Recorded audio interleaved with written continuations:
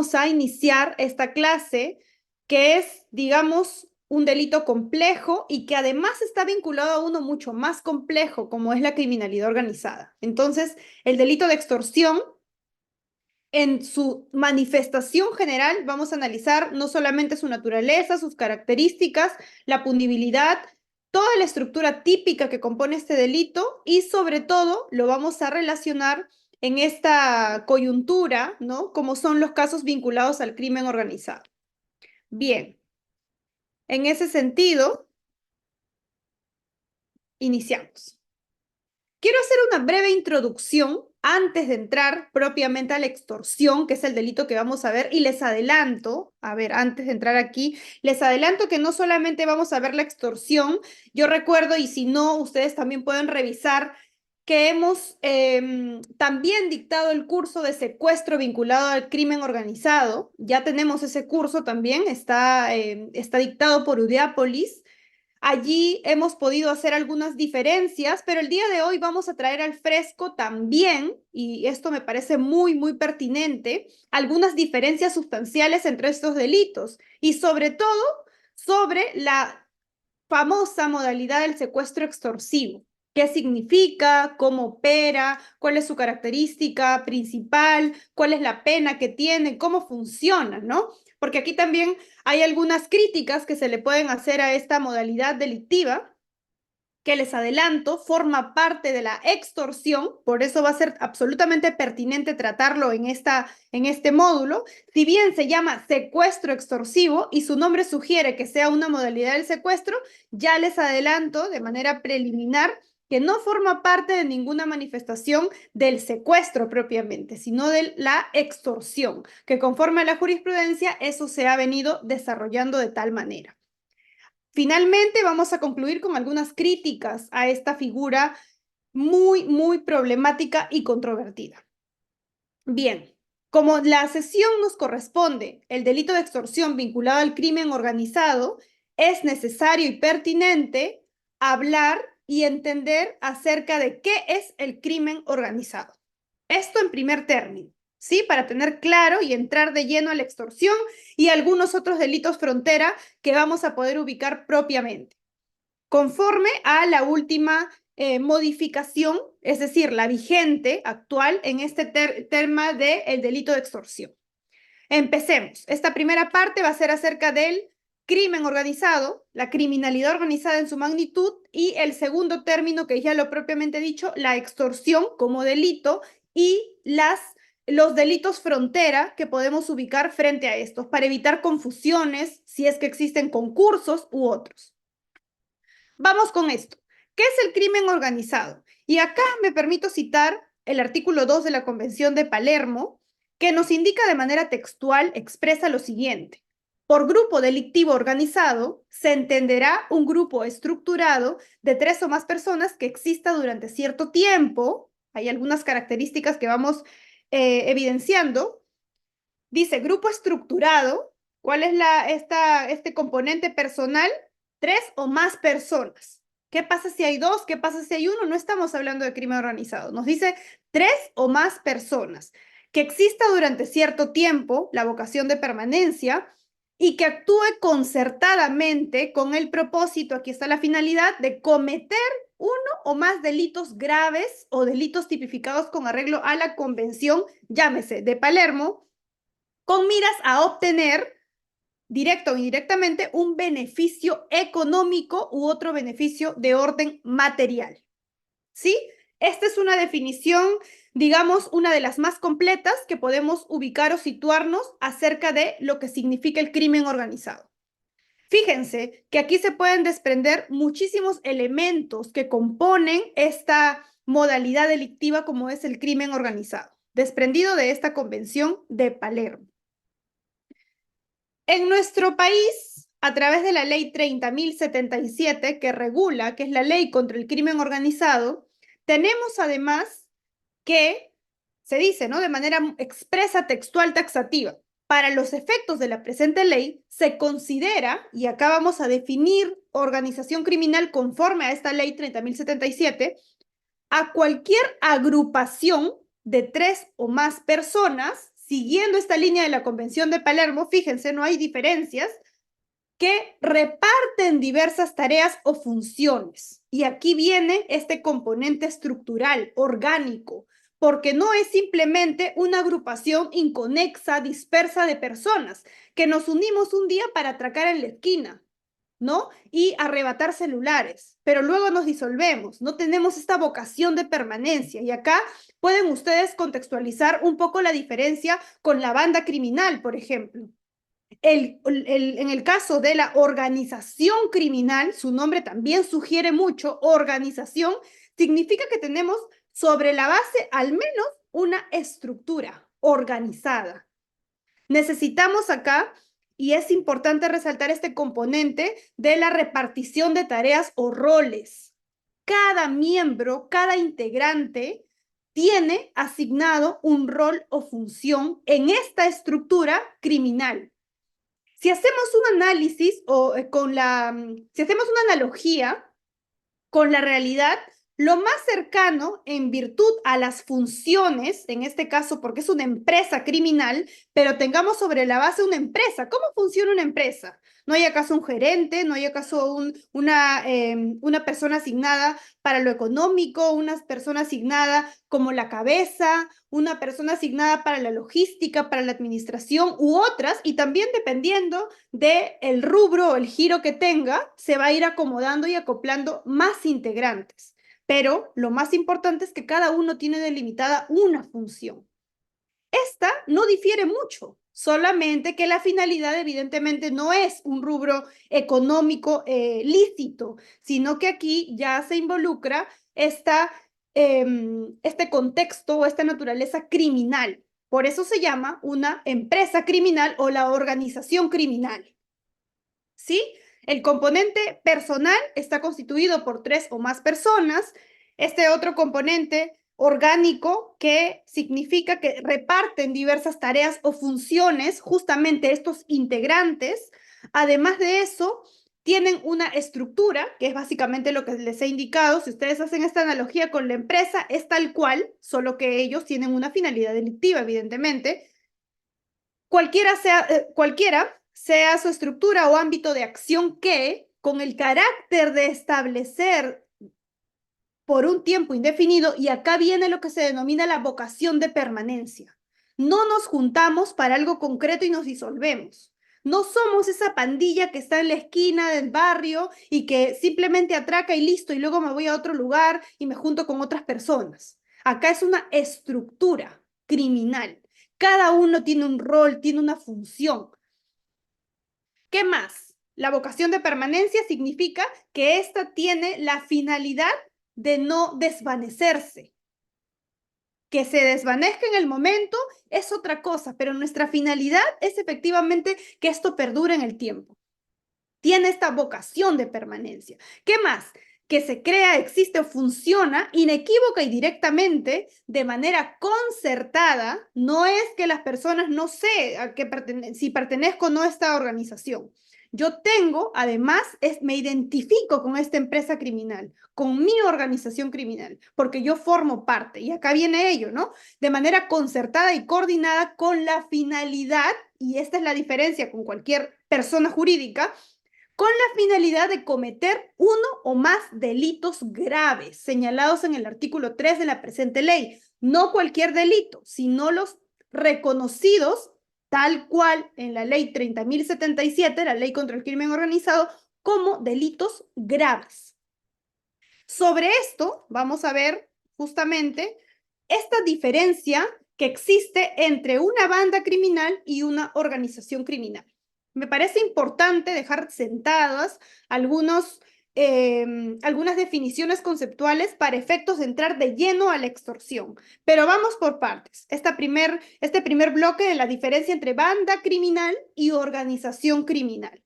En el caso de las bandas criminales, son usualmente vinculados a delitos principalmente violentos de la delincuencia común. Estamos hablando de organización criminal, aquella que está vinculada a la delincuencia organizada, la delincuencia transnacional, por ejemplo.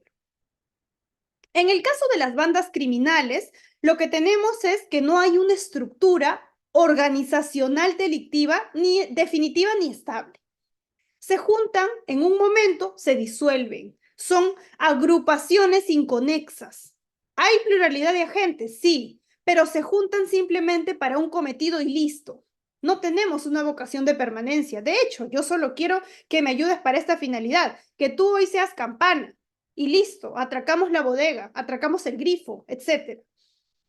De corto o menor alcance, también. No hay una mente maestra que ejecuta y todo tal cual como si fuera la organización criminal, que aquí sí estamos hablando, por ejemplo, en que está compuesta por niveles. Hay una estructura orgánica que divide funciones.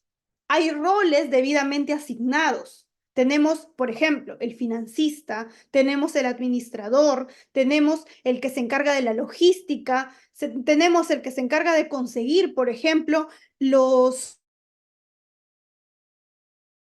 el espacio donde vamos a secuestrar a tal persona. Hay quien, por ejemplo, se encarga de hacer el reglaje, el marcaje a tal víctima, ¿no? Etcétera. Hay quien se consigue la información pública que tiene tal o cual persona que va a ser víctima, por ejemplo, busco en las redes sociales, busco si tiene familia, busco muchas otras cuestiones. Ya tenemos, o acá estamos hablando de una estructura que está compuesta por niveles, donde ya hay roles o funciones asignadas.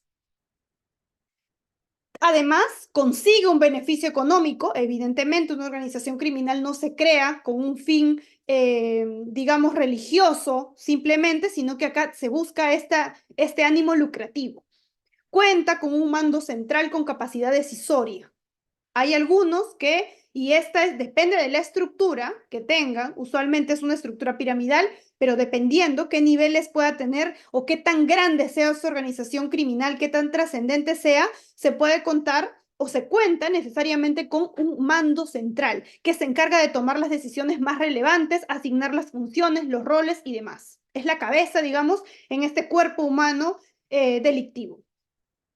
Después, estamos hablando además de que hay funciones divididas y determinadas. El financista se va a encargar de tal cuestión. Ok, yo me encargo de, por ejemplo, veo de dónde conseguimos el dinero, pero yo voy a tener listo el espacio acondicionado para el secuestro. Yo voy a comprar la moto donde vamos a secuestrar a tal persona. O yo voy a comprar la camioneta. O voy a conseguirla de donde sea, etcétera. Cada uno tiene una función. Ok, otra persona se va a encargar de hacer el reglaje. Tú tienes que anotarme dónde se encuentra esta persona, qué hace en cada momento, horas, con quiénes se comunica, quiénes son sus personas más cercanas y demás. ¿Tiene redes sociales? ¿Qué tienen sus redes sociales? ¿Qué familia tiene? ¿Tiene capacidad adquisitiva? ¿No tiene? Ok, un familiar cercano lo puede tener, sí, y así, ¿no? Esa es básicamente la estructura o la forma en la cual estamos en este marco de la organización criminal. Hay un grado de organización compleja. Ya no es una simple banda criminal donde se encuentran no hay roles definidos o establecidos.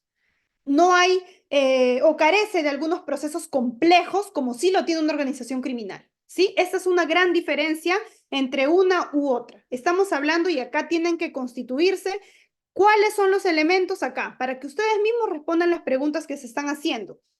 Si es organización criminal, debe tener necesariamente de manera concurrente todos estos elementos. A falta de uno, podría ser una banda criminal o no podría ser ninguna de ellas, dependiendo del caso concreto. Si tiene una organización de 3 o más personas, el elemento personal, un check para la organización criminal, pero no es suficiente. ¿Qué falta? De manera concurrente, ojo, no es una disyuntiva. Uno, a falta de uno, hay el reemplazo de otra característica. Son todas las características que deben concurrir de manera obligatoria, de manera conjuntiva y no disyuntiva. Tenemos el elemento personal, 3 o más personas. Si se reparten tareas diversas o funciones, cada uno tiene un rol asignado. Siguiente elemento. Tiene un carácter estable o por un tiempo indefinido. Tiene esta vocación de permanencia.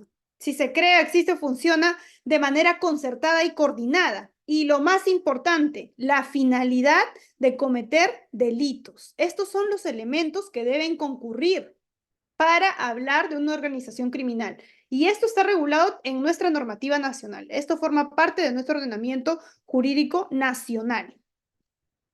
Bien, ahora, para cerrar esta idea de manera mucho más compacta, podemos ubicar aquí las características del crimen organizado. ¿Cuáles son las características más relevantes, claro está, que desprendemos de esta ley 30.077? Vamos. Primero, que está integrada por 3 o más personas. El primer elemento, ya estamos claros. Segundo, la existencia de una estructura organizacional. Ustedes pueden hacer esta analogía, como les digo, si hacemos esta construcción de una empresa, tal cual como está constituida, dividida orgánicamente una empresa, imagínense que esto también tiene esta misma estructura, solamente que esta se dedica o tiene la finalidad de cometer delitos, a diferencia de una empresa que tiene un giro lícito. Entonces, segundo presupuesto o segundo elemento, la existencia de una estructura organizacional. Aquí está la operatividad planificada y funcional. Está la finalidad delictiva, uno de los puntos o elementos más importantes, que es la finalidad teleológica o el elemento teleológico, la vocación de permanencia, el elemento temporal, cuánto en el tiempo puede durar. No se juntan para terminar mañana. Tiene vocación de permanencia en el tiempo. Quiere subsistir en el tiempo. No se reúnen de manera dispersa para una finalidad específica y luego nos disolvemos. O no tenemos esta identidad con la organización o la empresa criminal que tenemos. Esta es la vocación de permanencia. Y por otro lado, que se cometan o que realicen, cometan, ejecuten estos delitos específicos que van a estar taxativamente precisados en un catálogo que a continuación se los voy a presentar. Pero me gustaría, tengan en cuenta ustedes, todos los elementos que componen esta estructura criminal de la organización criminal. A continuación, tienen ustedes este catálogo enumerado de los delitos que comprenden o que se encuentran comprendidos en la ley 30.077, justamente para efectos de que ustedes complementen cuáles son los delitos que pueden cometerse que se encuentran vinculados a la criminalidad organizada. Tenemos homicidio calificado, secuestro, justamente les comento que hemos tenido una clase de secuestro ya, en sesiones anteriores, ustedes la pueden revisar, igual lo consultan con Reader. Trata de personas, también me parece que hemos dictado este curso, violación del secreto de las comunicaciones, delitos contra el patrimonio, aquí podemos encontrar el robo agravado, hurto agravado, pornografía infantil, extorsión, el tema que vamos a tocar a continuación, usurpación, delitos informáticos, se viene ampliando este catálogo de delitos y continúa. Delitos contra la propiedad industrial, delitos contra la administración pública, lavado de activos, tenencia, fabricación, tráfico ilícito de armas, tráfico de migrantes, genocidio, desaparición forzada y tortura, delitos ambientales, delitos contra la salud pública, aquí está el tráfico ilícito de drogas, delitos monetarios, falsificación de documentos, marcaje o reglaje. Aquí estamos todas con todos estos elementos que se encuentran en este supuesto. Vamos a ello. Nos dice, último párrafo, con la finalidad de cometer uno o más delitos graves señalados en el artículo 3 de la presente ley. Y este es el artículo 3, el catálogo que compone el artículo 3 de la ley 30.077, Ley contra el Crimen Organizado. Bien, teniendo claro los delitos, ahora vamos a pasar al tema que nos convoca el día de hoy, como es la extorsión. El delito de extorsión está comprendido, tipificado y sancionado en el artículo 200 de nuestro Código Penal. Ha sufrido diversas modificaciones a lo largo del tiempo, desde la vigencia del Código Penal. A ver, están haciendo algunos comentarios. Ahora mismo voy a ir absolviéndolos. Si tienen alguna duda, lo van colocando, por favor. Vamos avanzando, ¿sí? ¿Me confirman, por favor, si todo está ok para continuar? Sí, doctora, tenemos en estos momentos 545 conectados. Uy, excelente. Vamos muy bien. Excelente, vamos creciendo como siempre. Ok, continuamos. Me están confirmando que todo está ok. Vamos avanzando. El tema que nos convoca, como les digo, es de coyuntura. En realidad, si bien forma parte de un delito común, hoy por hoy se ha convertido en uno de los delitos, lamentablemente, que nuestro país tiene que necesariamente conocer. Y nosotros mucho más si somos operadores del derecho, estudiantes, operadores del derecho, funcionarios y demás. Entonces, ¿en qué consiste este delito de extorsión que estamos o que vamos a comentar a continuación? Primero, la regulación. Ha sufrido muchísimas modificaciones a lo largo de esta evolución legislativa que ha tenido el propio delito de extorsión. Y cada vez se ha incrementado tal el tenor que en las diapositivas lo he tratado de desglosar para que no se vea todo de manera tan comprimida. Entonces, este delito de extorsión, si bien es un delito complejo, también es un delito extenso en su tipificación. Pero vamos a ir desarrollando poco a poco y nuevamente, si tienen dudas, la van colocando en las cajas de comentario, en la caja de comentario para irlo absolviendo en el momento oportuno. Vamos para que nos alcance el tiempo. Primero, aquí les he consignado la regulación vigente. El tema de hoy es el delito de extorsión. Justamente estamos entrando a esta materia. Artículo 200 del Código Penal. Les comentaba que tenía una evolución legislativa bastante amplia, basta, muchas modificaciones que contienen este delito de extorsión y que la vigente es la que les voy a presentar a continuación. Ya les adelanto que además de ser un delito complejo, como les he indicado, es además un delito extenso en su regulación. Acá lo vamos a ver. Dice, el que, ya sabemos que el sujeto activo puede ser cualquier persona. No necesariamente lo debe cometer un sujeto con un agente especial. En este caso puede ser cualquier persona. Los medios utilizados, que son los más comunes, violencia o amenaza. Vamos a hacer una diferenciación luego del desarrollo de la extorsión con el delito de secuestro, porque justamente me interesa aterrizar en lo que significa el secuestro extorsivo, ¿sí? Pero vamos paso a paso. Primero, en caso del delito de extorsión, los medios utilizados son la violencia o amenaza. ¿En qué consiste el delito de extorsión? Y esto es lo más importante. Obligar. El verbo rector nuclear en el delito de extorsión es el obligar a una persona o a una institución pública o privada a otorgarle a la gente, es decir, a la persona que mediante violencia o amenaza está realizando esta conducta típica, o a un tercero, no solamente a la gente, sino a un tercero, una ventaja económica indebida. Y aquí quiero que se queden con esto en toda la clase. Y lo vamos a ver, las diferencias son por las finalidades de cada delito. En el caso de la extorsión, protege un bien jurídico patrimonial. Esta es una gran diferencia o un dato relevante. Es decir, el agente utiliza acciones instrumentales mediante la violencia o la amenaza para obligar. Esta es la conducta típica central. Obligar a otra persona, que en este caso es el sujeto pasivo, o a una institución pública o privada, a otorgarle al agente o a un tercero una ventaja económica indebida. No le corresponde, pero lo coloca en tal situación que tiene que brindarle esta contraprestación económica. Es decir, otorgarle una ventaja económica indebida u otra ventaja de cualquier otra índole. ¿Por qué? Porque a veces puede pasar que no necesariamente tiene que entrar el fin lucrativo en el sentido de un dinero, por ejemplo. Puede existir cualquier otra índole y no el legislador ha tratado de prever cualquier otro escenario para efectos efectivamente de evitar marcos de impunidad. La pena es no menor de 10 ni mayor de 15 años. Fíjense, ya de entrada, el legislador nos dice que el delito de extorsión forma parte de uno de los delitos denominados graves.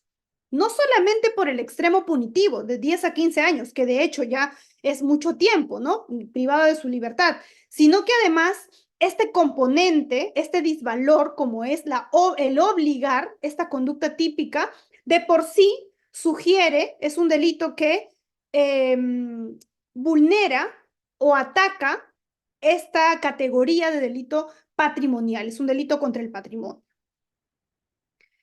Vamos a dejar en suspenso esta primera parte para pasar a la segunda, que es también relevante y que está sancionada con la misma pena. Fíjense, la misma pena se aplicará al que, con la finalidad de contribuir a la comisión del delito de extorsión, y acá viene en la conducta típica, suministra información que haya conocido por razón o con ocasión de sus funciones. Importante. Quien suministra la información también puede o también se le aplicará la misma pena que el delito de extorsión. Este funcionario público de RENIEC, por ejemplo, que brinda una información que no debería salir del ámbito de sus funciones para estos efectos, por ejemplo, o de una institución bancaria para indicarle toda la riqueza que podría tener o la capacidad económica que podría tener tal o cual persona. Aquella que suministra información que haya conocido, nos dice, por razón o con ocasión de sus funciones, cargo u oficio, o proporciona deliberadamente los medios para la perpetración del delito, también serán sancionados con la misma pena del delito de extorsión. Importante es tener en cuenta ello, ¿sí? Ahora, vamos a pasar a este tercer párrafo que también vamos a complementar justamente lo que estamos indicando. Y venimos con lo que indico a continuación. El que, y ya esta es una incorporación, acá por eso es que me gustaría detenerme también, nos dice lo siguiente. El que, mediante violencia o amenaza, tenemos los mismos medios típicos iniciales, toma locales, y acá quiero que por favor nos concentremos, ustedes si tienen a la mano su código penal, aunque me imagino que ya impreso no lo tienen porque han sufrido tantas modificaciones el año pasado nuestro código que seguramente ya lo tenemos así descontinuado, ¿sí? Pero me gustaría que haga un esfuerzo, por favor, por entender esta parte. El que, mediante violencia o amenaza, toma locales, obstaculiza vías de comunicación o impide el libre tránsito de la ciudadanía o perturba el normal funcionamiento de los servicios públicos o la ejecución de obras legalmente autorizadas con el objeto de obtener de las autoridades cualquier beneficio o ventaja económica indebida. Por eso lo he resaltado de un color diferente, porque para los fines o para los efectos que les voy a explicar a continuación, u otra ventaja de cualquier otra índole, será sancionado con una pena no menor de 5 ni mayor de 10 años. Estas son algunas incorporaciones que se han venido regulando y que a la fecha nuestro código tiene esta manifestación. Pero si ustedes hacen un recorrido en su código penal, si lo tienen a la mano, los invito a revisarlo. ¿Acaso no forma parte este extracto muy familiar de un delito tipificado en el artículo 283 del Código Penal? Y lo tengo a continuación si es que no tienen el código a la mano. El delito se llama entorpecimiento al funcionamiento de servicios públicos, que se hizo tan famoso a propósito de las huelgas, marchas que hubieron en los últimos acontecimientos en nuestra coyuntura nacional. Justamente el Ejecutivo propuso, y en este caso se emitieron, una cantidad de decretos legislativos en esta línea. Una de ellas era ampliando el margen punitivo para este tipo de delitos. Pero vamos, ¿en qué consiste el delito? Para hacer esta analogía o este contraste con el párrafo que se encuentra incorporado en el delito de extorsión. Y fíjense, la finalidad va a marcar la diferencia. ¿Acaso el legislador ya no ha regulado este delito que se denomina, aquí lo tengo, entorpecimiento al funcionamiento de servicios públicos, ya no está regulado en el artículo 283. ¿Qué hace entonces en el artículo 200 del delito de extorsión? ¿Es lo mismo? ¿No es lo mismo? ¿El legislador se ha confundido? ¿Está redundando? ¿Qué ha pasado? Para eso vamos a revisarlo. Entonces, vamos a revisar el artículo 283 del Código Penal. Nos dice lo siguiente: entorpecimiento del funcionamiento de servicios públicos. Y ahí la imagen creo que es sugerente también. El que, nos dice, sin crear una situación de peligro común, impide, estorba o entorpece el normal funcionamiento del transporte, por ejemplo, bloquear una carretera. Es el ejemplo típico de este tipo de delitos que están sancionados. El normal funcionamiento del transporte o de los servicios públicos de telecomunicaciones, saneamiento, electricidad, gas, hidrocarburos. El legislador ha tratado de prever todos los escenarios, no solamente la electricidad, el gas u otros, productos derivados incluso. La pena es no menor de 4 ni mayor de 6. Entonces, con mucho mayor razón, es importante que nosotros aprendamos a distinguir este delito de la extorsión. Imagínense si cometemos este desliz y no, simplemente me parece lo mismo. Entonces, indistintamente aplico. En algunos supuestos voy a decir que es entorpecimiento al funcionamiento de servicios públicos. Y en otros, discrecionalmente voy a decir que es extorsión, porque siento que es casi lo mismo, intuitivamente. Eso es absolutamente, lo rechazamos de plano. Y vamos a hacer una diferencia totalmente dogmática y práctica de estos delitos. Nuevamente, quiero que revisen este delito de extorsión, tercer párrafo, y lo comparemos con el delito que les acabo de indicar. Dice: el que mediante violencia o amenaza toma locales, obstaculiza vías de comunicación o impide el libre tránsito de la ciudadanía o perturba el normal funcionamiento de los servicios públicos. Miren, es casi el mismo tenor, si no el mismo. El que sin crear la situación impide, estorba, entorpece el normal funcionamiento de transporte o de los servicios públicos y otros, ¿no? Y la pena es no menor de 4 ni mayor de 6. Es decir, aquí, si cometes este delito, podrías incluso tener una pena suspendida. Pero si cometes el delito de extorsión en el tercer párrafo, tienes una pena no menor de 5 ni mayor de 10 años. Imagínense la gravedad de por no saber tipificar correctamente. Entonces, ¿hay diferencia o no? ¿O es lo mismo? ¿O el delito de entorpecimiento está contenido en este delito continente que es extorsión? ¿Cómo funciona? ¿O simplemente fue un desliz del legislador que ha tratado de indicar que, o no se ha acordado que existía este artículo 283? ¿Qué opinan ustedes? ¿Qué creen? ¿Piensan que ha redundado? ¿Creen que simplemente se ha confundido o hay una diferencia sustancial? Y acá, sin ánimo de dilatar, es que vamos a distinguirla. De plano, si existe una diferenciación. Nuestro legislador no es que ha hecho adrede o no es que ha redundado en sancionar esta conducta, que si bien tienen matices similares, como por ejemplo, que perturben el normal funcionamiento de los servicios públicos, al igual que en este caso de entorpecimiento al funcionamiento de servicios públicos, claro, tienen este presupuesto típico igual. Lo más importante es justamente esta finalidad. El objeto es de obtener de las autoridades cualquier beneficio o ventaja económica indebida u otra ventaja de cualquier otra índole. Es decir, la diferencia entre el delito de extorsión en esta modalidad prevista en el tercer párrafo con el delito de entorpecimiento al funcionamiento de los servicios públicos es que en el primer supuesto, yo, por ejemplo, hago una huelga. No solamente eso basta. Tomo la carretera, bloqueo la carretera. Estoy con mi grupo de personas en tumulto para exigirle a la autoridad, y aquí viene lo relevante, beneficio o ventaja económica indebida.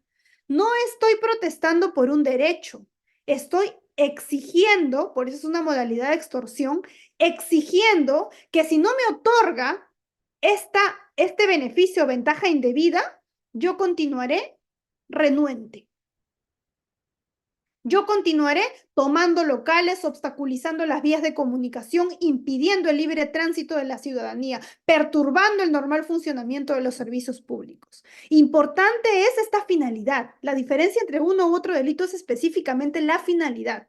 Esa es la clave para que ustedes aprendan a distinguir la tipificación correcta. Entonces, la finalidad es obtener una ventaja, tal cual como la extorsión. ¿Acaso no es que yo te llamo, te extorsiono, que si no haces tal o cual requerimiento, si no me entregas tanta cantidad de dinero y te doy alguna, no me entregas esta ventaja, continúo?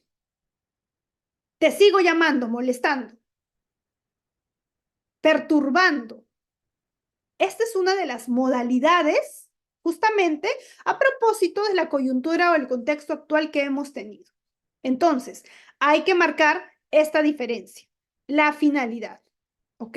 Es obtener un beneficio o ventaja económica o de cualquier índole indebida. Indebida, resaltemos ello. Por eso forma parte de forma parte específicamente del delito de extorsión. Tercer párrafo. ¿Bien?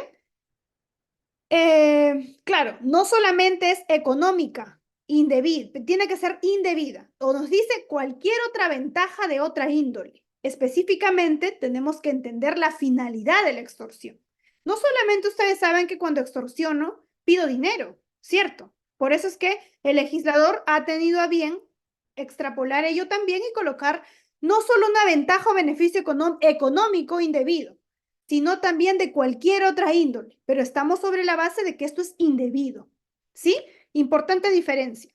Ahora, en el caso de este delito de entorpecimiento al funcionamiento de servicios públicos, que seguramente algunos de ustedes no lo sabían, ahora los invito a revisarlo un poco más, que ha sufrido también una modificación.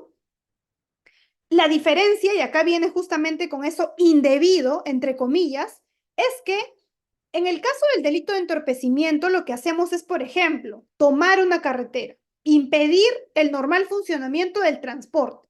Cierro, bloqueo la carretera, no dejo opciones alternas. Y ha pasado muchas veces que en algunas manifestaciones totalmente fuertes que han sucedido, incluso se ha ocasionado muertes de personas, el traslado no oportuno de personas que se encontraban mal de salud y demás, ¿no? Entonces, el impedir, estorbar, entorpecer el normal funcionamiento. Acá simplemente, o acá la diferencia es que no se obtiene una ventaja económica indebida o una ventaja en el sentido de lograr que la autoridad me brinde algo a cambio, pero indebido. Importante acá es entender que en este delito de entorpecimiento al funcionamiento de servicios públicos, lo que significa es la extralimitación de mi derecho a la protesta, la extralimitación de mi derecho a la libertad. No estoy exigiendo del Estado esta ventaja económica indebida que tiene el corte de un delito de extorsión. ¿Sí? Esa es una diferencia sustancial, relevante en uno u otro delito. Correcto, el ejemplo del peaje.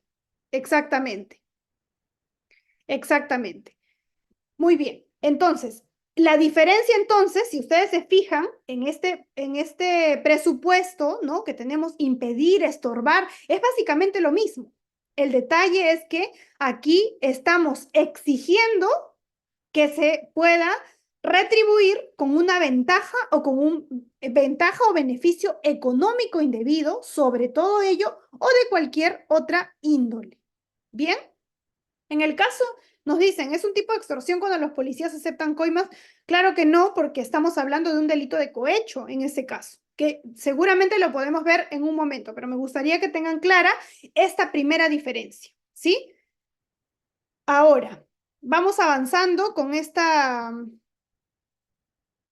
desarrollo. Aquí veo que ustedes, sus compañeros, les están respondiendo. Muchas gracias de antemano. Entonces, queda clara esta diferencia porque me gustaría que sepan contrastar con el delito que les acabo de indicar. Miren, fíjense, claro, acá estamos hablando de obstaculizar por medio de la violencia o amenaza estas vías de comunicación. Y la finalidad es lo relevante. beneficio o con la finalidad de obtener cualquier beneficio o ventaja económica indebida u otra ventaja de cualquier otra índole. Bien. En cambio, en el caso del 283, delito de entorpecimiento al funcionamiento del servicio de servicios públicos, se trata efectivamente de un delito y básicamente es esta extralimitación, lo que ustedes tienen que recordar siempre, extralimitación del derecho a la libertad de expresión, extralimitación del derecho a la protesta. ¿Es reconocido constitucionalmente? Sí, pero el excederlo, el extralimitarlo, utilizando violencia, impidiendo, estorbando, entorpeciendo el normal funcionamiento regular de estos servicios, efectivamente forma parte de este delito y se encuentra sancionado de tal forma.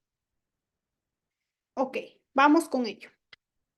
Siguiente, y esa es la continuación del delito de extorsión. Importante. Ya les he adelantado que el delito de extorsión tiene un componente complejo, extenso, así que esta es la segunda lámina, que es la continuación de este delito de extorsión. Artículo 200. El funcionario público nos dice, con poder de decisión, continuación porque tiene mucha relación con este tercer párrafo, este viene a ser el cuarto. El funcionario público con poder de decisión o el que desempeña cargo de confianza o de dirección que, contraviniendo lo establecido en el artículo 42 de la Constitución Política del Perú, participe en una huelga, es una continuación si se dan cuenta, con el objeto de obtener para sí o para otro una o para terceros cualquier beneficio o ventaja económica indebida u otra ventaja de cualquier otra índole. Es el mismo tenor, pero aquí estamos hablando de que se agrava si eres funcionario público con poder de decisión. O sea, de ti depende si paramos la huelga o si la continuamos. Si eres un funcionario público con este poder de decisión o el que desempeña el cargo de confianza, es decir, que nuevamente tenga el poder o al menos la influencia real o de dirección, que contraviniendo lo establecido en el artículo 42, participe en una huelga con el objeto de obtener, no es manifestar tu derecho de protesta, manifestar tu derecho a la libertad de expresión, sino utilizar esta excusa para extorsionar a tal o cual persona. Y además, para obtener para sí o para terceros cualquier ventaja o ventaja económica indebida u otra ventaja de cualquier otra índole. Y no solamente es ello, sino que como eres funcionario, te sancionamos con una inhabilitación adicional, que se encuentra tipificada en los numerales 1 y 2 del artículo 36 del Código Penal, que regula efectivamente las inhabilitaciones. Seguimos. Correcto, en el 283 no tenemos ventaja indebida. Correcto, Román. La pena, continuamos, la pena será no menor de 15 ni mayor de 25 años. Fíjense la agravación, cómo va gradualmente en cuestión de la pena agravándose, valga la aclaración. La pena será no menor de 15 ni mayor de 25 años e inhabilitación, conforme a los numerales 4 y 6 del artículo 36 del Código Penal, si la violencia o amenaza es cometida, y vienen todos estos supuestos, a mano armada, utilizando artefactos explosivos o incendiarios. B, participan dos o más personas, importante. C, contra el propietario responsable o contratista de la ejecución de una obra de construcción civil, público o privado, de cualquier modo impidiendo, perturbando, atentando o afectando la ejecución de la misma. Imagínense, ya se han regulado y se han tratado de cubrir todos los presupuestos para efectos de prevenir justamente estas situaciones. D, aprovechando su condición de integrante de un sindicato de construcción civil. E, simulando ser trabajador de construcción civil. F, mediante el empleo de imágenes del entorno familiar, empresarial, laboral o social. Claro, correcto, para las extorsiones de obras civiles. Así es, correctamente. F, nos estamos centrando en el empleo de imágenes del entorno familiar, empresarial, laboral o social u objetos perturbadores de peligrosidad entregados, exhibidos, difundidos directo o indirectamente por cualquier medio a la víctima. Si se dan cuenta, el legislador lo que ha tratado es de dibujar ponerse en todos los escenarios posibles para efectos de que no haya ninguna conducta que quede en un escenario o marco de impunidad. Por ese motivo es que incluso en forma agravada, porque aquí estamos hablando de una pena que no es menor de 15 ni mayor de 25 años, es decir, que es una pena efectiva, si es que se utilizan estas modalidades delictivas y estos contextos delictivos, a mano armada, concurso de 2 o más personas, aprovechando esta condición de integrante de un sindicato, de construcción civil u otro. Continuación, este es el último párrafo. Si el agente, o bueno, la última lámina del delito de extorsión, si el agente con la finalidad de obtener una ventaja económica indebida, fíjense nuevamente, denominador común en todo el inicio a fin del delito, ventaja indebida, lo que no opera en el artículo 283. Ventaja indebida, que puede ser económica o de cualquier otra índole. Mantiene en rehén a una persona, la pena será no menor de 20 ni mayor de 30 años. La pena será privativa de libertad no menor de 30 años cuando el supuesto previsto en el párrafo anterior, y viene esta lámina nuevamente, este catálogo, esta enumeración, dura más de 24 horas, emplea crueldad contra el rehén y otras características adicionales. El agraviado ejerce función pública o privada o es representante diplomático y demás. Y acá tenemos estos tintes con el delito de secuestro, que necesariamente lo vamos a tocar también, porque justamente nos remite a este extremo. Nuevamente nos dice, si el agente con la finalidad de obtener una ventaja económica indebida mantiene en rehén a una persona, la pena será no menor de 20 ni mayor de 30. Es lo que en teoría se denomina el secuestro extorsivo. ¿Ok? Entonces, la pena será no menor de 30 años cuando en el supuesto previsto en el párrafo anterior, y viene todos estos presupuestos. Dura más de 24 horas, emplea la crueldad contra el rehén, el agraviado ejerce función pública o privada o representante diplomático, el rehén adolece de una enfermedad grave, esto se tiene que acreditar evidentemente, es cometido por 2 o más personas. Esto del concurso de 2 o más personas está muy frecuente en los delitos patrimoniales, en los delitos contra la libertad personal u otros. Se causa lesiones leves a la víctima. También, imagínense, la pena, fíjense, es de no menor de 30 años. Y por último, este ya es el último bloque, la pena prevista en el párrafo anterior se impone a la gente que, para conseguir sus cometidos extorsivos, usa armas de fuego o artefactos explosivos también. La pena será de cadena perpetua. Miren cuál es la gradualidad, ¿no? Desde una pena temporal hasta una pena que en este caso es de cadena perpetua, cuando 4 presupuestos. El rehén es menor de edad o mayor de 70 años, el criterio de la edad, el criterio etario. Siguiente, el rehén es una persona con discapacidad y el agente se aprovecha de esa circunstancia. Diferente es una persona con discapacidad que una que adolece una enfermedad grave. Fíjense esa diferenciación, que el legislador lo hace de manera correcta. C, si la víctima resulta con lesiones graves, no lesiones leves, que es no menor de 30, sino lesiones graves, estamos hablando de cadena perpetua, o muere durante o como consecuencia de dicho acto. El agente se vale de menores de edad. Entonces, estos son los presupuestos que de una lectura rápida podemos desarrollar del delito de extorsión, pero vamos a tocar necesariamente los otros delitos como son el delito de secuestro para desencadenar en nuestro cometido, que es el del secuestro extorsivo. ¿Y qué pasa con el delito de coacción? También importante, porque el artículo 151 nos dice, también es un delito contra la libertad. Este es un delito contra la libertad. El que mediante amenaza o violencia obliga a otro a hacer lo que la ley no manda o le impide hacer lo que ella no prohíbe, será reprimido con pena privativa no menor de 2 años. Importante, relevante, saber la diferencia entre el delito de coacción de extorsión. ¿Por qué? No solamente por la pena. Imagínense cuánta diferencia abismal en cuestiones del margen punitivo tenemos. En el primer párrafo estamos hablando de una pena no menor de 10 ni mayor de 15. Esta es la modalidad más básica del delito de extorsión. Pero si nosotros tipificamos correctamente un caso o no lo sabemos tipificar, podríamos caer en este trompo. El delito de coacción tiene una pena, se reprime con pena privativa de libertad no mayor de 2 años. ¿Cuánta o cuán abismal es la diferencia punitiva? Simplemente.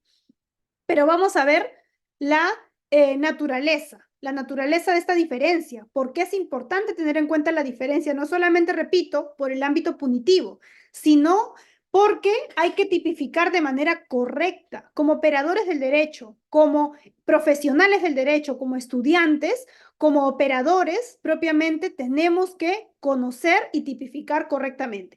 Yo les voy a colocar un ejemplo que ha sido recogido en la jurisprudencia y me gustaría que ustedes, conforme a su criterio, me indiquen cuál es la tipificación que estuvo. Yo les voy a decir finalmente cómo resolvió la Corte Suprema y ustedes me dirán si es que estamos o no de acuerdo. Yo también les voy a manifestar mi postura personal.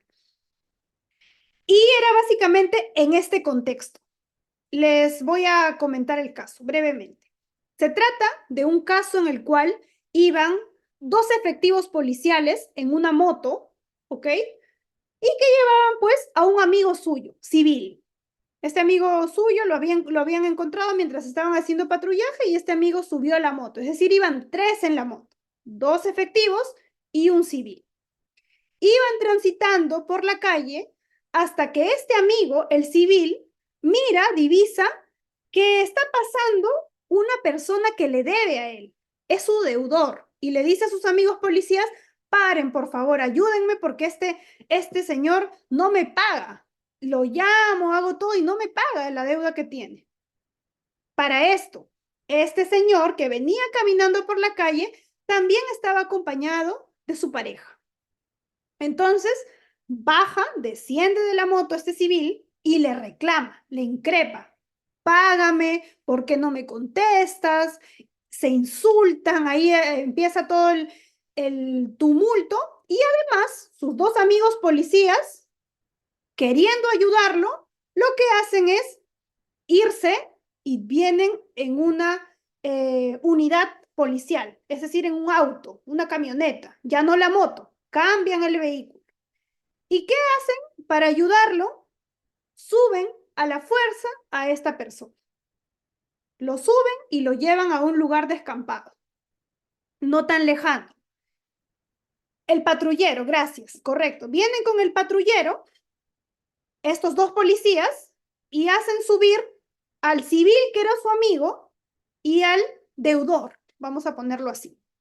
Entonces, la pareja se fue inmediatamente de allí. Vamos con esto, la vamos a dejar un momento a la pareja. Entonces nos centramos en esta imagen. Tenemos el patrullero, los 2 efectivos, el amigo civil y esta persona que es el deudor. Los policías le dicen, oye, amigo, págale a mi compañero, ¿por qué no le contestas? ¿No? Toman partido y le empiezan a apoyar en el reclamo porque era una deuda efectivamente que le tenía a este civil. Ya más o menos se pueden ir dibujando qué se estaba denunciando.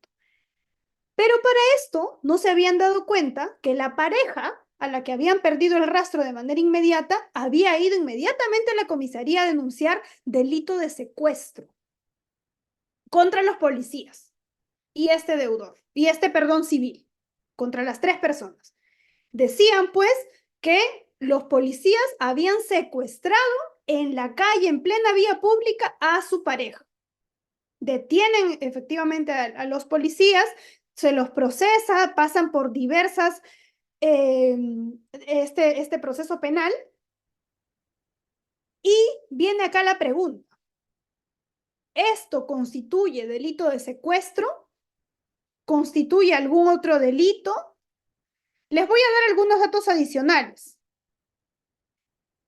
En este caso, además, y esto ya forma parte de los alegatos de defensa y que fueron probados en el juicio, porque esto pasó a juicio incluso de segunda instancia, tuvo que llegar a casación. Les estoy contando un caso real, no es un caso de laboratorio. Algunos datos adicionales para que vayan ustedes discerniendo cuál es la respuesta correcta. Si es que hay un delito, primero, y segundo, cuál sería el delito que se encontraría o que habrían cometido los policías. Vamos con esto. Algunos datos adicionales. Cuando lo llevan en este patrullero y se lo llevan a un lugar un poco descampado, ya a él nunca lo retienen, digamos, con las puertas cerradas. Simplemente tienen las puertas abiertas y le dicen, oye, amigo, llama a alguien que pague. Lo único que queremos es que le pagues a mi amigo. Listo. Entonces, los policías decían en su defensa que esta persona, que es el deudor, nunca estuvo retenido, sino que más bien este podía desplazarse de manera libre, entre comillas, por los alrededores del patrullero. Porque le decían, tómate tu tiempo, ponte ahí, pero de aquí no te mueves. Vamos a estar esperando que le pagues a mi amigo porque ha pasado tanto tiempo, no te pases, etc. Tomaron partido, repito, estos policías. Entonces, pero no habían advertido que la pareja ya había ido, entonces vino un patrullero y efectivamente constató todo este escenario y contexto que les acabo de indicar. La pregunta es, nuevamente, ¿hay delito de secuestro? ¿Es un delito de extorsión? Tal vez. ¿No es delito lo que ha pasado? ¿Es un delito de coacción? ¿Qué pasó? Primero les voy a contar cómo resolvió la Corte Suprema, porque esto es un caso real, repito.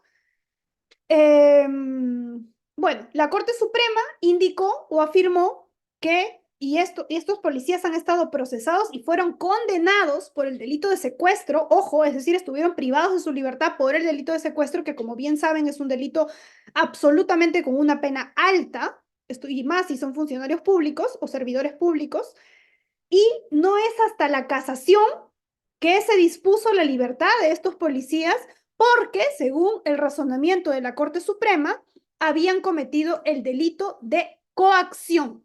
Fíjense la abismal diferencia. Y lo que nos decía básicamente en este fundamento, en los fundamentos destacados, es que no se le privó de la libertad a esta persona contra su voluntad. Lo que había básicamente era una amenaza que estaban haciendo los policías. Evidentemente, esto es contrario al ordenamiento y por eso está tipificado como un delito, pero no se tuvo esta finalidad de privarle de su libertad, de extraerlo de este radio de acción, porque él siempre estuvo en esta total albedrío de desplazarse, de desplegarse, de hacer llamadas, no lo retuvieron en ese sentido, ¿no? Tuvo su teléfono en todo momento, podía moverse de un lado a otro, son los que ellos han estado evidentemente eh, cotejando que no se escape, ¿no? Pero nunca lo retuvieron contra su voluntad, entre comillas. Y ese básicamente fue el razonamiento que tuvo la Corte Suprema. Una pregunta adicional para ponerle un matiz. Ustedes saben que la tipificación muy clásica en los delitos que cometen, por ejemplo, funcionarios o servidores públicos, por ejemplo, para solo situarnos en este caso concreto, los efectivos policiales, ¿qué delito es o no es un delito el hecho de que un policía, por ejemplo, eh, abusando de su cargo, te obligue a que realices una acción? ¿Ya? Ese es el delito propiamente que se llama concusión. Concusión. Es un delito contra la administración pública que lo comete específicamente aquel funcionario con esta descripción que les acabo de indicar. Voy a buscar la casación, la tengo en mis notas para hacer la clase. He tenido que repasar mucha jurisprudencia para darles a ustedes la jurisprudencia más actual. Déjenme revisarla y yo las voy a compartir también con Reader para que ustedes la revisen, ¿sí? Se los voy a pasar por medio de él. Esta casación que les estoy contando de este caso concreto. Bien, entonces la pregunta es, ¿esto es secuestro o secuestro agravado? Ok, en diversas manifestaciones, ¿es secuestro? ¿Es coacción? ¿Es concusión? ¿Qué delito han cometido los policías? Porque evidentemente otra tipificación tiene este civil que estaba cobrando, que era, digamos, el acreedor de esta deuda y por el cual se desencadenó todos estos hechos. Entonces, lo que la Corte Suprema les señaló es que este no es un delito de secuestro. ¿Por qué? Porque nunca se le privó a esta persona de su libertad, estuvo desplazándose, tuvo un margen de acción para desplazarse, para hacer llamadas, estuvo todo el tiempo con su teléfono, estuvo en constante comunicación con su pareja, tal es así que su pareja llegó al lugar de los hechos y estaban los policías allí, es decir, no se configuraban los elementos del delito de secuestro.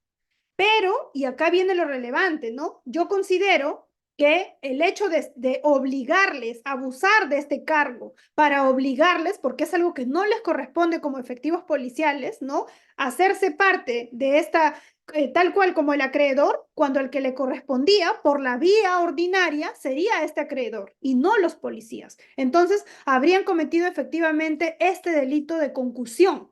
Pero la Corte Suprema indicó que era el delito de coacción, incluso más abajo que lo tipificado por mí, ¿no? Decía, en pocas palabras, no hay delito. Es el delito simplemente de coacción y, por tanto, libertad a estos efectivos policiales. Efectivamente, ya los policías habían cumplido mucho tiempo de prisión y el delito de coacción, como ustedes saben, que es no mayor de 2 años, ya vendrían insubsistente. Entonces se les indicó que deberían haberles otorgado la libertad y por tanto se resolvió de esa manera, tipificándolo como un delito de coacción. Este es el pronunciamiento de la Corte Suprema. Ojo, nuestra Corte Suprema de Justicia de la República indicó en la casación que les voy a hacer llegar este caso. Resolvió de tal manera dicho caso, tipificándolo como un delito de coacción. A mi criterio, debería haberse tipificado como el delito de concusión en este caso, ¿no? No secuestro, coincido, porque esto no era un secuestro, los policías no lo habían retenido contra su voluntad, sino que la finalidad era otra, ¿no? Bien, entonces, como les reitero, les voy a hacer llegar esta jurisprudencia porque no es invención mía, es un caso de la vida real, para que ustedes puedan discernir y ver también todos esos detalles. Recuerden que en los detalles también está la gran diferencia de tipificar un hecho u otro. Ok, vamos a continuar. Secuestro extorsivo. Sí, correcto, es debatible, es debatible. Esto generó incluso posiciones encontradas antes de pasar a esto, para cerrar. Pero la Corte Suprema, yo les indico, y el ejemplo se lo pongo justo en coacción de manera muy sugestiva, porque fíjense la diferencia entre tipificar o condenar por secuestro y lo que fuera una coacción. Fíjense la tal diferencia, ¿no? Casi clínica que tienen que hacer todos los operadores al momento de procesar y juzgar este tipo de casos.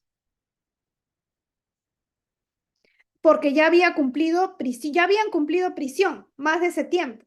Entonces, evidentemente, si la pena es no mayor de 2 años y ya habían cumplido en exceso, entonces tenían que salir inmediatamente. Correcto. Sí, la Corte Suprema indicó que era coacción. Esto podría tipificarse de una manera mucho más exacta, tal vez, con el delito de concusión. Pero, según la Corte Suprema, no se dibujó muy bien esa figura. De hecho, no la tocó, simplemente hizo esta diferencia entre coacción y secuestro. Bien interesante, muy, muy interesante la casación. No, no se pronunció respecto a que no hay delito, se pronunció que hay delito de coacción, artículo 151 del Código Penal. Sí, claro. Excelente, muy bien. Entonces, esto es lo que ha indicado la Corte Suprema, como les reitero, se los voy a compartir para que ustedes lo revisen, lo critiquen, porque lo más importante de los pronunciamientos, evidentemente, es que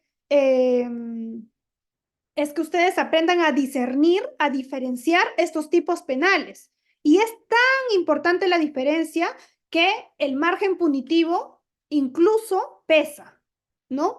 Que ustedes condenen a alguien no sabiendo tipificar qué es secuestro, qué es extorsión, qué es coacción, qué es concusión, pueden generar estos escenarios. A estos policías en primera instancia se los condenó por el delito de secuestro. Estamos hablando de penas mayores a 10 años y por eso estuvieron privados de su libertad hasta que llegaron a la Corte Suprema y se definió que esto era un delito de coacción.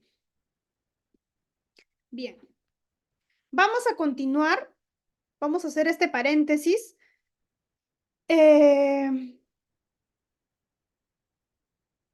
Bien, vamos a hacer este paréntesis para desarrollar ahora el delito de secuestro extorsivo, que es básicamente un, uno de los aspectos problemáticos, digamos, en un extremo, pero que a la vez, según mi criterio, tiene un nombre no acorde a la naturaleza propia del delito, ¿ya? Porque nos dice secuestro extorsivo. Intuitivamente podríamos decir, bueno, el secuestro extorsivo es una modalidad del secuestro, pero no es así. Les adelanto que el secuestro extorsivo es una modalidad de extorsión, ¿sí? ¿En qué consiste el secuestro extorsivo? Que parece que el nombre está o sugiere de otra manera, ¿no? Porque parecería que el secuestro es el sustantivo y el extorsivo viene a ser el adjetivo. Entonces, ¿estamos hablando de una modalidad de secuestro o es en realidad una modalidad de extorsión? Acá surgen algunas confusiones a partir del nombre, iniciando por allí. Pero lo vamos a desarrollar para que ustedes, más allá del nombre que pueda adaptarse, sepan la naturaleza y el sentido de esta figura. ¿Qué es el secuestro extorsivo? El comúnmente conocido como secuestro extorsivo. Y esta es la sumilla principal. Se restringe la libertad de la víctima para exigirle la entrega de dinero a un tercero. Esto es en pocas palabras lo que significa el secuestro extorsivo. Es decir, utilizo como medio el delito de secuestro para lograr o exigir, para lograr este delito de extorsión. O sea, sería más bien al revés, ¿no? Una extorsión y no sé cuál sería el adjetivo del secuestro o algo como adjetivo. Creo que por eso lo han colocado de esta manera, mucho más amigable. Secuestro extorsivo. Pero en realidad es una modalidad del delito de secuestro. Es utilizar el secuestro como medio para cometer la extorsión. Y acá también vamos a detenernos ampliamente porque vamos a tener que hacer algunas aclaraciones importantes. Primero, diferencias rápidas entre la extorsión y el secuestro antes de pasar al secuestro extorsivo, claramente.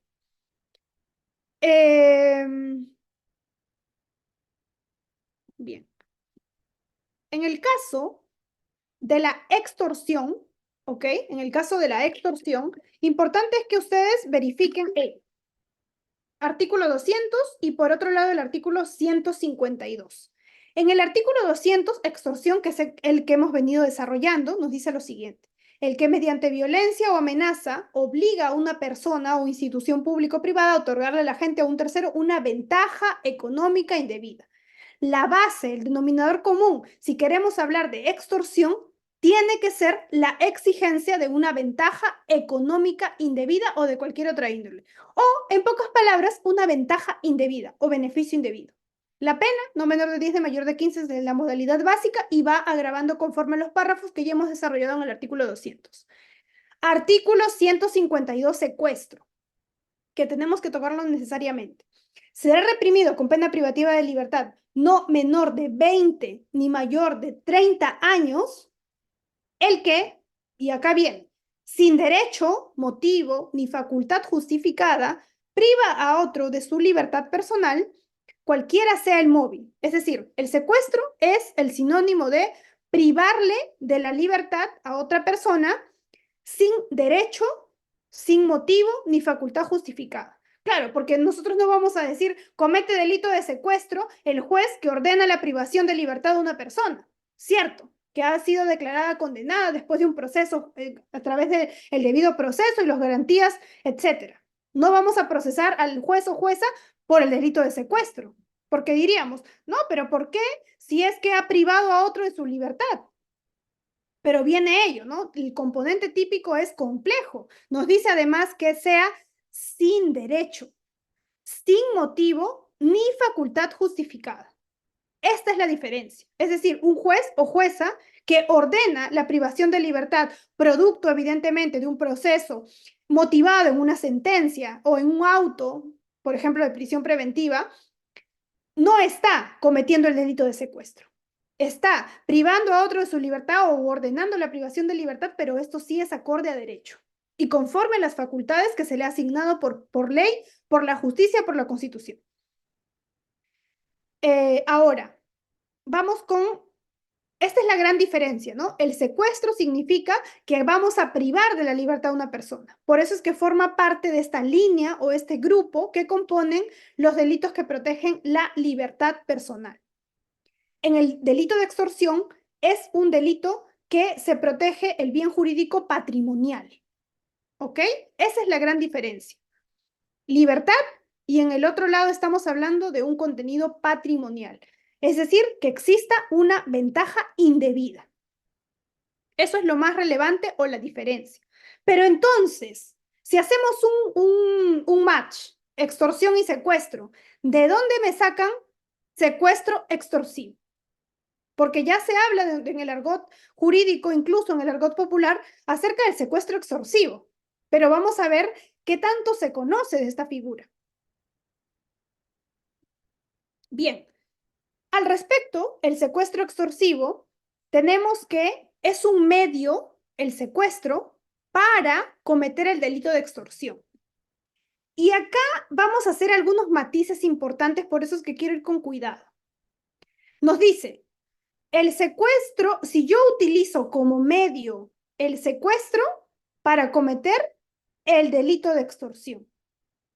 El típico caso, secuestro al hijo del empresario para extorsionarlo que me dé una millonaria suma de dinero.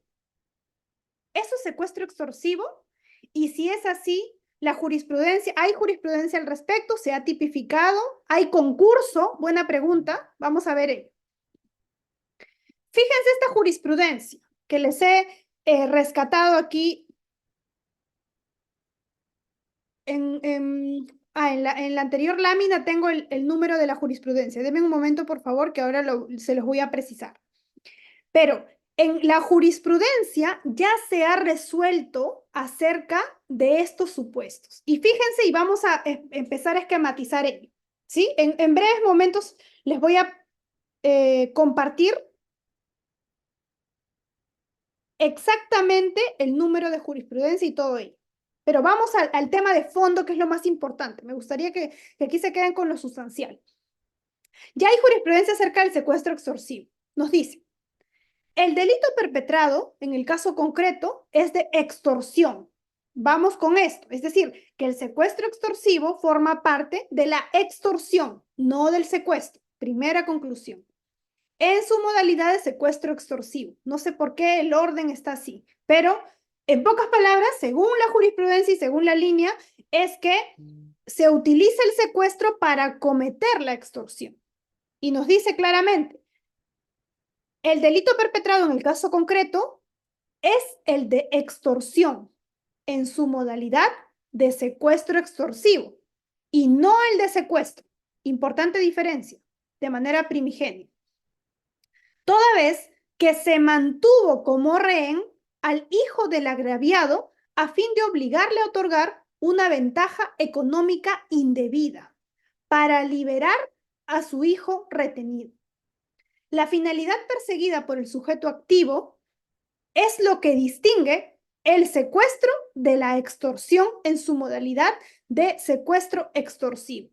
En un caso quiero obtener una ventaja indebida y en el otro caso quiero obtener o privo de la libertad sin derecho alguno a otra persona. La finalidad marca la gran diferencia entre una u otro delito. Y según esto, el secuestro extorsivo sería parte de la extorsión. Entonces, vamos con ello. Seguimos avanzando. Pues en este caso, la privación de libertad es un medio para la exigencia de una ventaja económica indebida. Nos dicen así, que la privación de libertad, es decir, el secuestro, fue un medio para la exigencia de una ventaja económica indebida. Me voy a detener en un momento porque tengo una crítica al respecto, pero les estoy ofreciendo esta información de manera expresa, literal, textual, de lo que tiene la jurisprudencia. Nos dice de propósito lucrativo genérico, lo que está ausente en el secuestro. Es decir, en el secuestro yo solo privo de la libertad a alguien, sin derecho.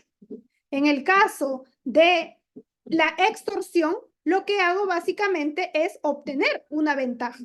principalmente económica, pero puede ser también de otra índole. Sin embargo, es una ventaja indebida, ¿ok?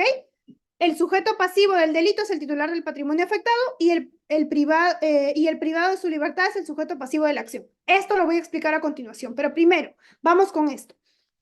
Nos dice, la privación de la libertad es un medio para la exigencia de una ventaja económica indebida. Yo discrepo con esta frase, este párrafo, este pequeño párrafo, por lo siguiente.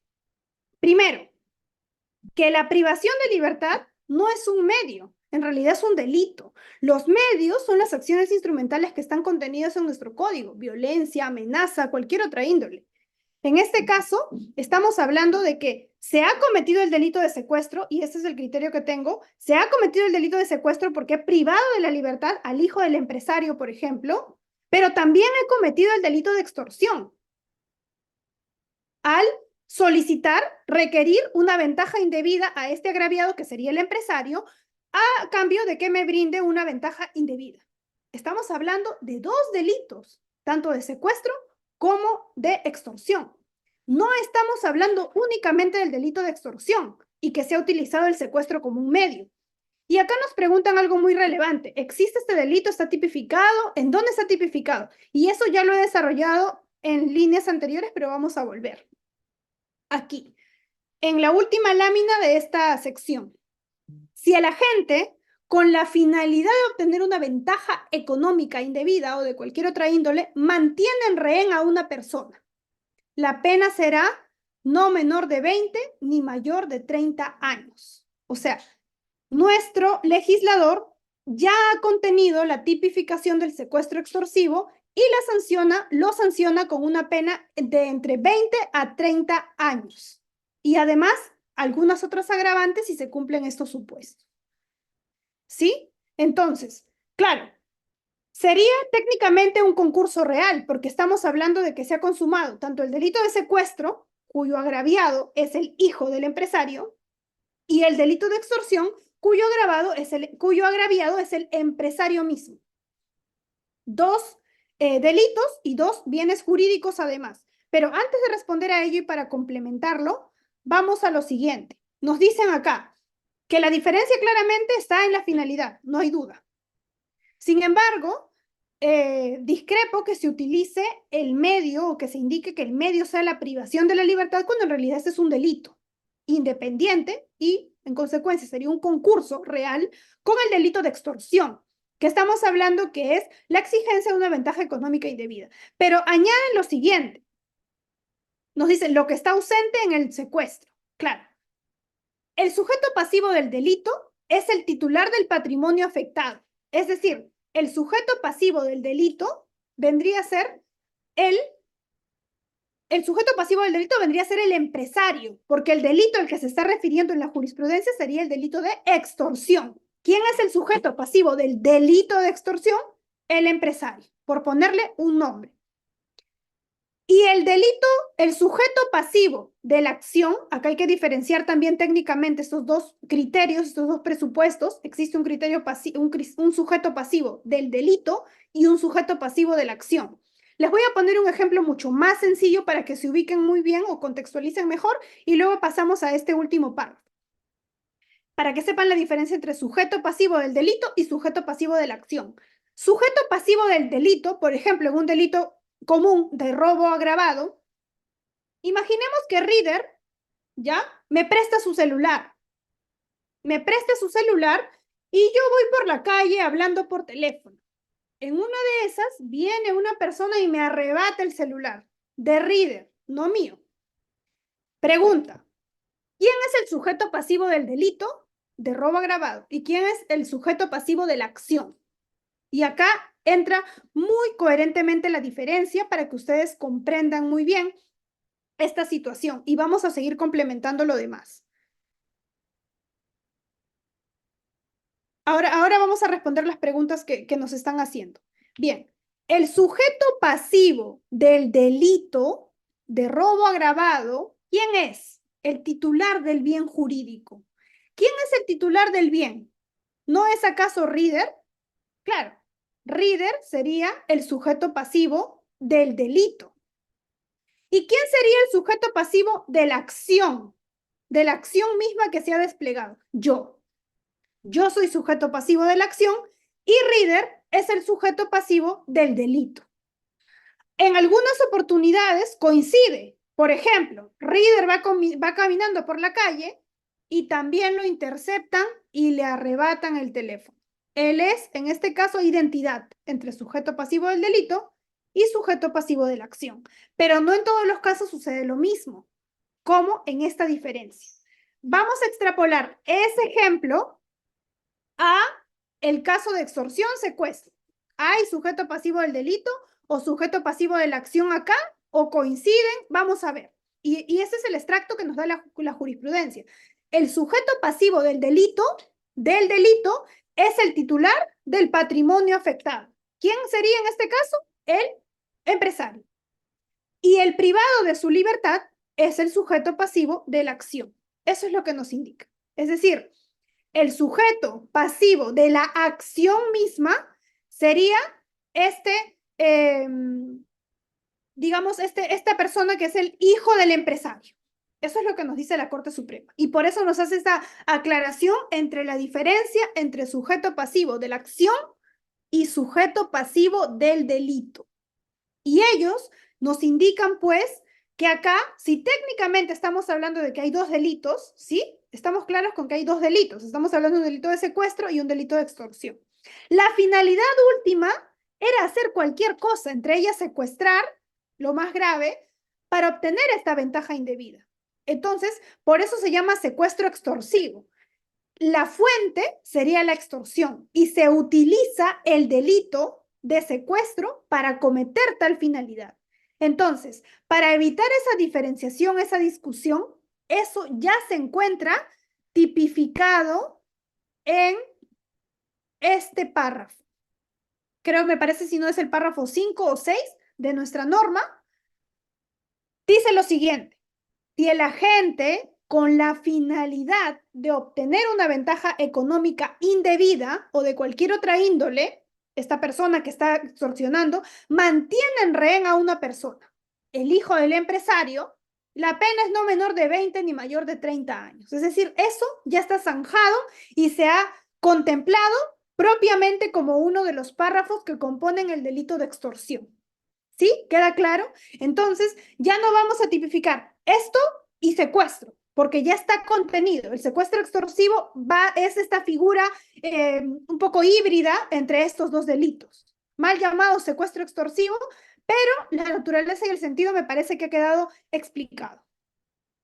¿Sí? Hasta aquí entiendo. ¿Tienen alguna consulta o duda? Vamos a pasar en breve a la fase de preguntas, pero me gustaría que quede muy clara y cerrada la idea o esta diferencia entre lo que significa primero la extorsión y el secuestro, muy, muy importante.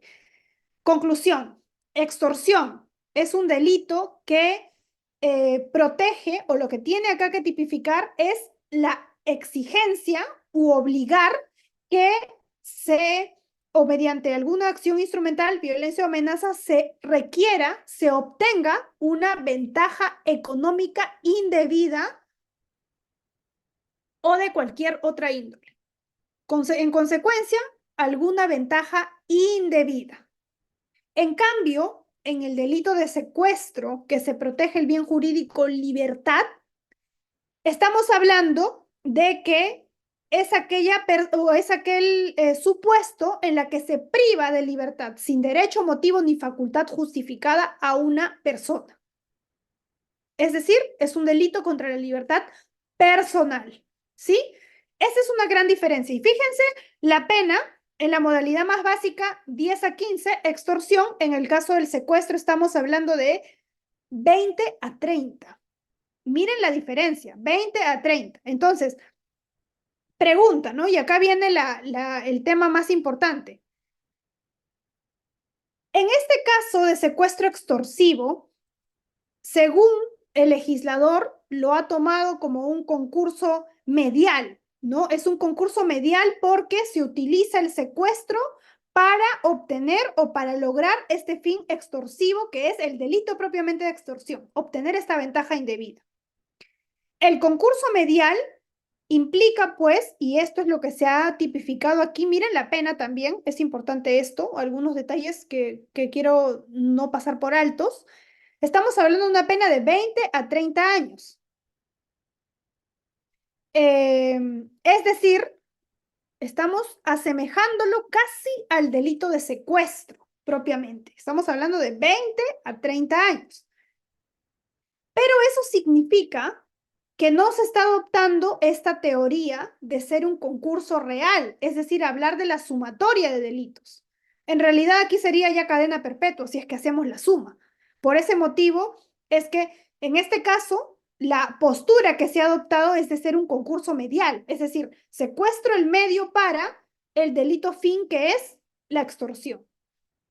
Y la tipificación está justamente en el artículo 200, en el párrafo 6, si no me equivoco. Si tienen el código a la mano, lo pueden verificar. Esto es la última modificación que ha tenido. Recuerden que el delito de extorsión, repito, ha tenido múltiples modificaciones. Una de ellas es esta, donde se tipifica el secuestro extorsivo. Entonces, la pregunta ¿es correcto que se encuentre tipificado de esta manera el secuestro extorsivo? ¿No? ¿Es correcto ello o no? Porque acá estamos hablando 20 a 30 años, el secuestro extorsivo, es decir, utilizar el medio del secuestro para el delito fin, que es la extorsión. ¿O es acaso que se han cometido dos delitos independientes y que por tanto se tiene que tratar como un concurso real, es decir, sumatoria de penas? ¿Qué opinan ustedes? ¿Creen que está muy bien, que esto está correcto, que el legislador ha hecho bien en ya contemplar esta figura y zanjar de una vez esta discusión de si es concurso real, medial, ideal, no lo sé, y colocarle o asignarle una pena, un rango de pena, o esto debería haber sido la sumatoria, ¿no?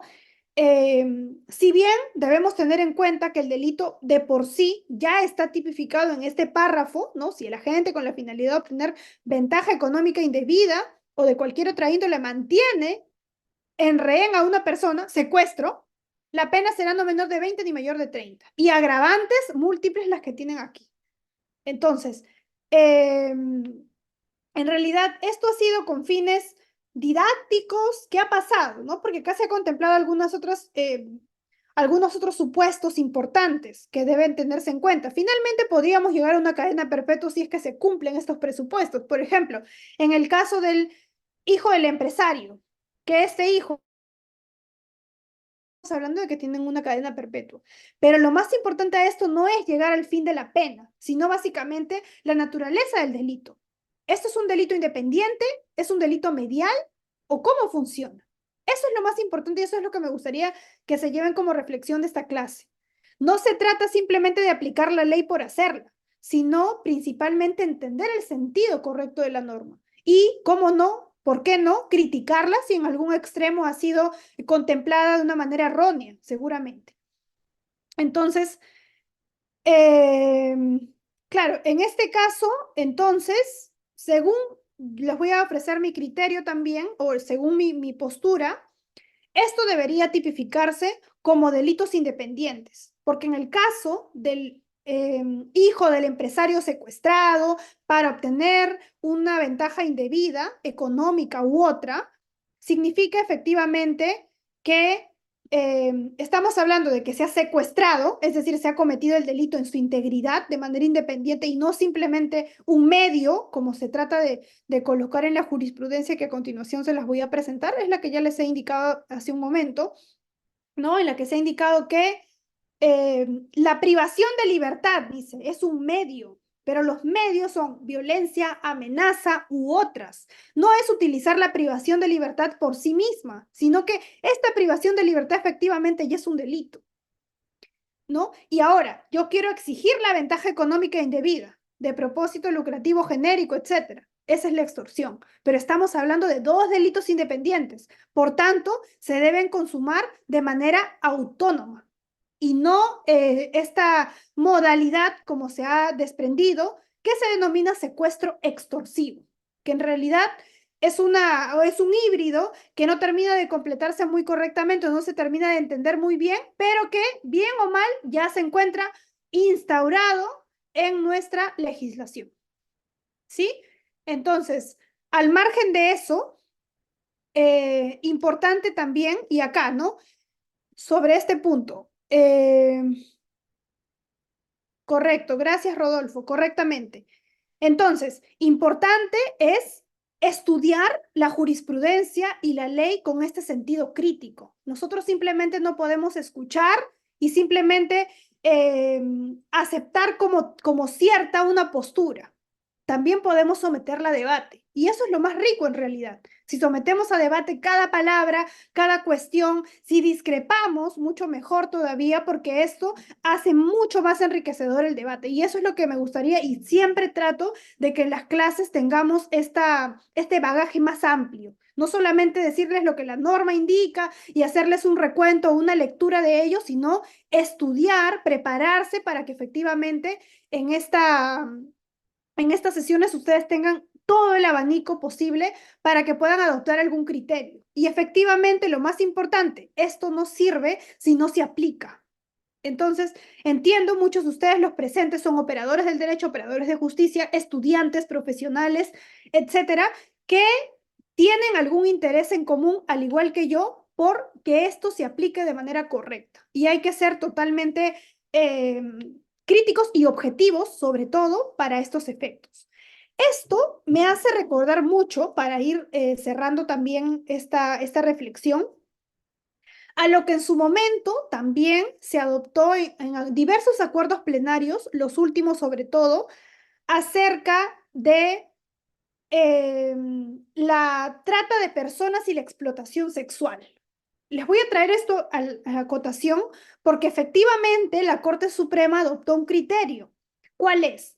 El hecho de que yo capte, traslade a una víctima de trata de personas con fines de explotación no significa que yo no cometí el delito de trata de personas. Si es que finalmente se va a explotar sexualmente a esta niña, adolescente, etcétera, pero no significa que porque se logra esto último, nos olvidamos de lo anterior. No es un medio para, no es un delito medial la trata de personas para la explotación, porque incluso subsiste de manera independiente. Puede solo generarse la trata, o puede solo generarse la explotación sexual, o pueden haber ambos. Y si existen ambos, el tratamiento es de concurso real, no medial, no ideal, concurso real. Entonces, la consecuencia es la sumatoria de penas. Son delitos independientes que están concurriendo en esos hechos, pero no significa que porque mi finalidad última fue solo la extorsión y yo, bueno, lo secuestré, lo privé de la libertad, hablando de manera más o con un eufemismo, no significa que yo debo borrar, suprimir el delito de secuestro, porque tal cual ya se encuentra tipificado en nuestra normativa. Sin embargo, como impera el principio de legalidad, ustedes tendrían que aplicar, o bueno, los operadores van a aplicar lo regulado en el párrafo precedente que les he mostrado. Muy bien. Entonces, con todo ello, finalmente tenemos, acá tengo algunas reflexiones, o bueno, esto es lo del delito de secuestro puntualmente, así que esto ya lo hemos desarrollado. Aquí más o menos algunos detalles. La pena es altísima, estamos hablando de 20 a 30 años, ¿no? El sentido principal del delito de secuestro es eh, el privar a otro de su libertad sin derecho, sin justificación o motivo, y se agravan la pena. El siguiente bloque, una pena no menor de 30 años, aquí están los supuestos, etcétera, ¿no? Incluso, ¿qué pasa si es que se producen las lesiones a este secuestrado? ¿Eso significa que existe el delito de secuestro y el delito de lesiones leves o graves? No, aquí sí está contemplado de manera expresa también como una modalidad. Sería una forma agravada del delito de secuestro. Ojo, muy importante, porque he visto muchos casos que se tipifica, por ejemplo, si hay lesiones leves que se ha encontrado al secuestrado o secuestrada, se tipifica como secuestro más lesiones leves. O sea, 152 y el delito 122, por ejemplo, ¿no? Cuando en realidad, si ustedes revisan, el numeral 10 se causan lesiones leves al agraviado, es decir, es una forma agravada del delito de extorsión. Sería 152.10 del Código Penal, ¿sí? Importante, por eso les digo, revisen de manera muy minuciosa su código para que puedan encontrar todos estos detalles que no deben pasar por alto ustedes como operadores del derecho. La misma pena se aplicará con esta finalidad, ¿no? Dice, con la finalidad de contribuir a la comisión del delito de secuestro quien suministra la información. Básicamente el mismo tenor que para la extorsión. No solo se sanciona a quien ejecuta la acción, sino también a quien suministra esta información relevante. Y la pena es de cadena perpetua, y acá está el catálogo de todos los supuestos tan graves que el legislador ha previsto para este delito. El agraviado es menor de edad, mayor de 70 años, es el mismo tenor que el anterior en extorsión. El agraviado sufre discapacidad y el agente se aprovecha de esta circunstancia. Si se causa lesiones graves o muerte al agraviado durante el secuestro o como consecuencia de dicho acto. Finalmente, para cerrar, esta jurisprudencia, que me parece que al cambiarle los colores se ha borrado el número, en el otro se los voy a precisar, ya les he indicado, queda con cargo a ello. Esta última jurisprudencia, que también es del delito de secuestro, recurso de nulidad 903-2019 Apurímac, nos señala en el fundamento jurídico destacado octavo lo siguiente. El delito de secuestro se configura cuando el agente priva a una persona, para complementar lo que ya hemos indicado, sin derecho de la facultad de movilizarse de un lugar a otro, con independencia de que se le deje cierto espacio físico para su desplazamiento y cuyos límites la víctima no puede traspasar. Desde este punto de vista, lo importante no es la capacidad física, nos dice, de moverse por parte del sujeto pasivo, sino la de decidir el lugar donde quiere o no quiere estar. Otro punto importante, el actuar sin derecho ni motivo o facultad justificada para privar de la libertad ambulatoria a una persona constituye un aspecto importante a tener en cuenta para la configuración del delito de secuestro. Repito, recurso de nulidad 903-2019 Apurímac, fundamento jurídico octavo. Bien, con todo lo anterior, para efectos de cumplir con los tiempos, doy por concluida la exposición. Les agradezco la atención prestada. Muchísimas gracias.